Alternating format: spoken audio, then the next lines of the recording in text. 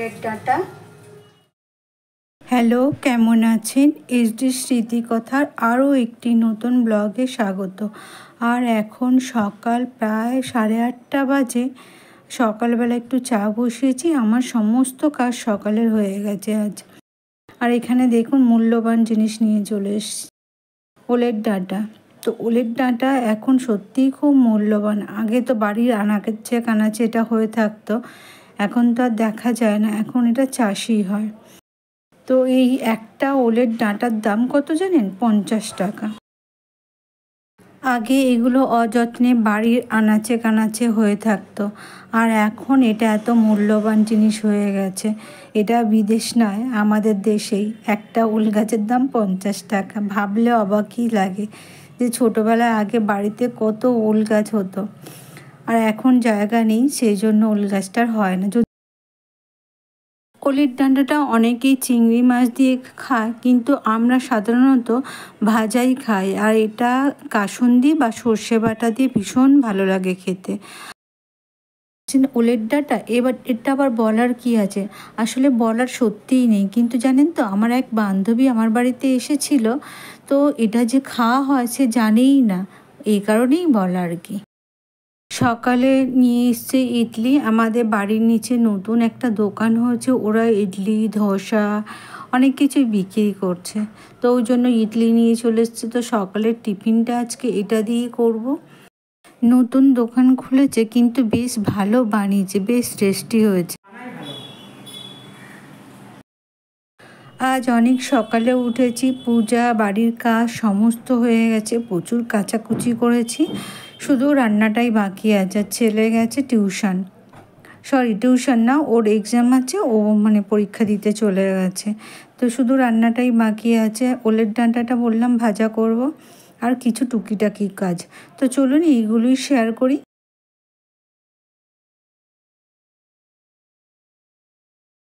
এটা যে সেই মেলা থেকে কিনেছিলাম, আমি আগে ব্লগগুলোতে শেয়ার করেছিলাম ভিডিওতে, সেই থেকে সেইভাবেই পড়েছিল। এটা ধোয়াও হচ্ছিল না, আর লবণটাকেও রাখা হচ্ছিল না। আমার ছেলে প্রায় দিন বলে, মা ওটাকে কি তুমি আর ব্যবহার করবে না?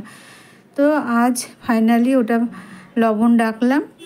আর কিছু টুকিটাকি যেগুলো বাজার থেকে আনা হয়েছে সেগুলো একটু গুছিয়ে নিচ্ছি।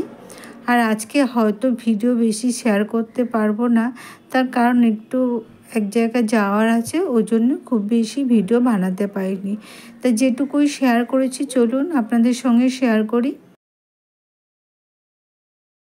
কোথাও যাওয়ার আছে বলতে বেড়াতে কোথাও যাচ্ছি না।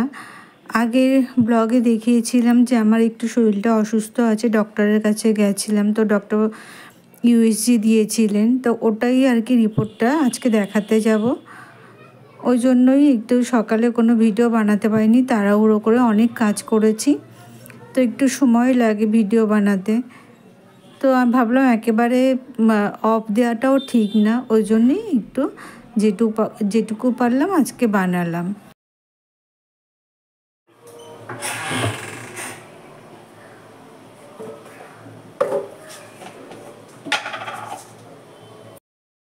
মনের মধ্যে একটা ভয় হচ্ছেই, কারণ রিপোর্টটা আবার কী হবে। আমার সঙ্গে ভালো কিছু হচ্ছে না অনেক দিন যাবৎ, জানি না কি হবে। তো দুটো রিপোর্ট আছে, দুটো রিপোর্টই আজকে ডক্টরকে দেখাবো। দেখুন সকালে একবার চা খেলাম, আবার চা করছি। এই চাই হচ্ছে সর্বনাশ করে দেবে আমাকে, কোনো মতেই চাটা খাওয়া ছাড়তে পারছি না।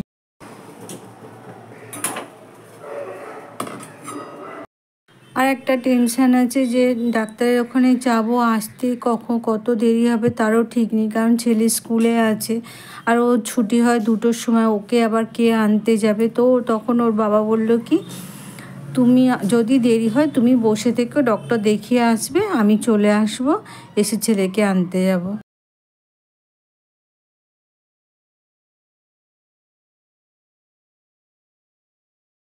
আর আজ আমি মাছ আনতে বারণ করেছি, কারণ মাছ রান্না করতে না অনেকটাই দেরি হয়ে যায়। ওই জন্য ভাবছি একটু ডিম রান্না করব। আর ছেলের জন্য, যদিও ডিম খাবে না, ডিমের ঝোল দিয়েও একেবারেই ভাত খাবে না, ওর জন্য একটু লাউ ডাল করব। আজ একটু রোদ্দুর বার হয়েছে, কিন্তু আকাশটা কিন্তু তাও একেবারেই ভালো না, যে কোনো সময় বৃষ্টি আসতে পারে। এটা আমি বলছি শুক্রবারের কথা, আর আজ শনিবার, যেদিন ভয়েস অ্যাড করছি। তো ভয়েস অ্যাড করতে করতে ছুটলাম, বাইরে জামা কাপড় মেলে দেওয়া ছিল, বৃষ্টি এসে গেছে, দেখলাম অর্ধেক ভিজে গেছে। তো আমি ঘরের দরজা রুমটুম বন্ধ, দরজা জানালা বন্ধ করেই ভয়েস দিচ্ছিলাম, অতটা শোনা যাচ্ছিল না। তারপর মনে হলো কিসের যেন একটা শব্দ হচ্ছে, বাইরে বার হয়ে দেখি না, বৃষ্টি হচ্ছে ঝুমঝুম করে।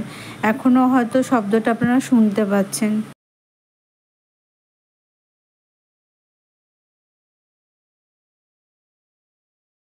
এই একটা কাজ করতে আমার ভীষণ ভয় করে, ওলের ডাঁটা কাটা, কচু কাটা, এগুলো করলে আমার প্রচণ্ড হাত চুলকায়। কিন্তু ওলের ডাঁটাটা কেটে দিয়েছি, তো ধোয়ার কথা আর মানে বলতে আর ভরসা হলো না। আবার ধুয়ে দিতে যদি বলি আবার কি বলবে, সেজন্য নিজেই ধুয়ে নিলাম। তো দেখছি ওলের ডাঁটাটা কিছুই হয়নি, আমি তো জলে হাত ডুবিয়েই ধুলাম, কিছু হয়নি, বেশ ভালো, মানে গলাও ধরবে না।